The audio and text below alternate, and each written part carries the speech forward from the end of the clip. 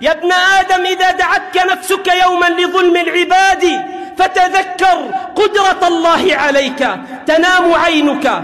اسمع أيها الظلوم، تنام عينك وعين المظلوم منتبه يدعو عليك وعين الله لا تنمي، عين الله لا تنمي. يقول الله جل وعلا لدعوة المظلوم: وعزتي وجلالي لأنصرنك ولو بعد حين. النبي نهانا يا عباد الله عن الظلم، حيث لما أرسل معاذا سفيرا إلى اليمن قال له: اتقي دعوة المظلوم يا معاذ، اتقي دعوة المظلوم فليس بينها وبين الله حجاب، ترفع على الغمام فتفتح لها أبواب السماوات، فيقول الله جل وعلا: وعزتي وجلالي لأنصرنك